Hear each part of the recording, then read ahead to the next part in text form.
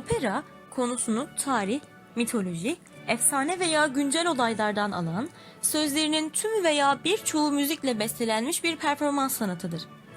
Doğum yeri İtalya olan opera sanatı, müzikli sahne eserlerinin evi kabul edilen Floransa'da gelişmiştir. Bir orkestra veya müzik topluluğunun eşliğinde sunulan eserin yazılı metnine libretto adı verilir.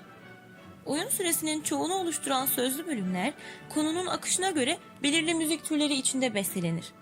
Örneğin, arya bir kişinin duygu ve düşüncelerini yansıtır.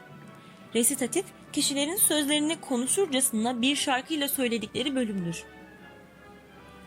Opera bestelerinde 20. yüzyıla kadar klasik müziğe ağırlık verilmiş, 20. yüzyılın özellikle ikinci yarısından itibaren caz ve romans ögeleri de eserlerde yer edilmiştir. Türkiye'de opera faaliyetleri devlet tarafından 1940'larda başlatılmıştır. Halen de büyük oranda devlet opera ve balesi tarafından yürütülmektedir. Türkiye'deki opera çalışmalarının en yaygın örneği özellikle Kurtuluş Savaşı dönemini anlatan oratoryolardır.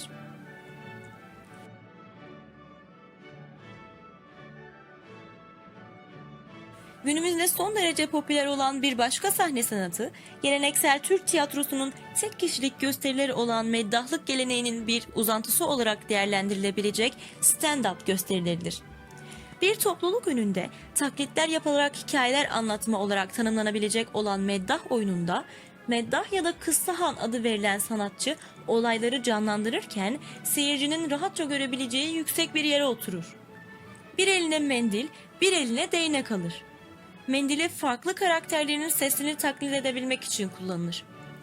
Değneği ise çeşitli sesleri çıkarmak için kullanır.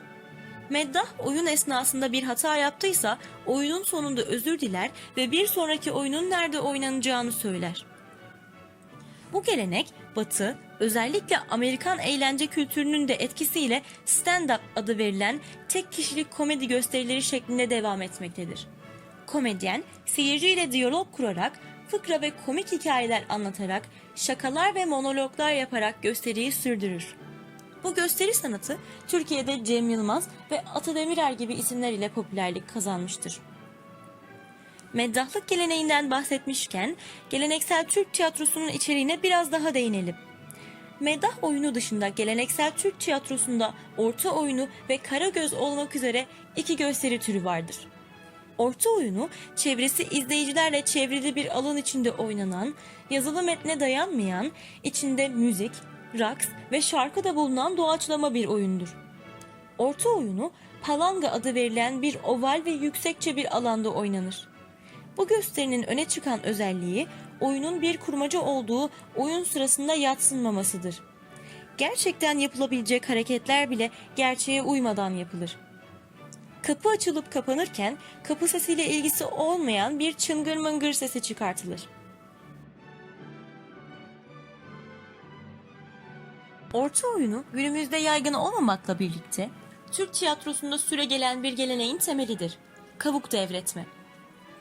Orta oyununu oynayan oyuncuların geleneksel kostümünün bir parçası olan kavuk, aynı zamanda ünlü tiyatrocu Münir Özkul'un deyimiyle 600 senelik bir kültürün, bir temaşa sanatının, tuluatın sembolüdür. Kel Hasan Efendi ile başlayan bu devir teslim geleneği Türk tiyatro kültürünün önemli bir parçasıdır. Kavuk sırasıyla Kel Hasan Efendi, İsmail Hakkı Dümbüllü, Münir Özkul, Ferhan Şensoy ve Rasim Öztekin tarafından teslim alınmıştır. Günümüzde ise Şevket Çoruh'a emanet edilmiş durumdadır. Geleneksel Türk tiyatrosunun bir diğer parçası olan Karagöz bir gölge oyunudur. Bu oyun deriden kesilen ve tasvir adı verilen bir takım şekillerin insan, hayvan, bitki, eşya ve benzeri gibi arkadan ışıklandırılmış beyaz bir perde üzerine yansıtılması temeline dayanır. Halk arasındaki bir söylentiye göre ana kahramanlar ile olan Karagöz ile Hacivat, Sultan Orhan zamanında Bursa'da bir cami yapımında çalışmış işçilerdir. İkisi arasındaki nükteli konuşmalar diğer işçileri oyaladığı için öldürtülmüşlerdir. Daha sonra Şeyh Küşteri, Hacivat ve Karagöz'ün deriden yapılmış tasvirlerini oynatmış ve onların şakalarını tekrarlamıştır.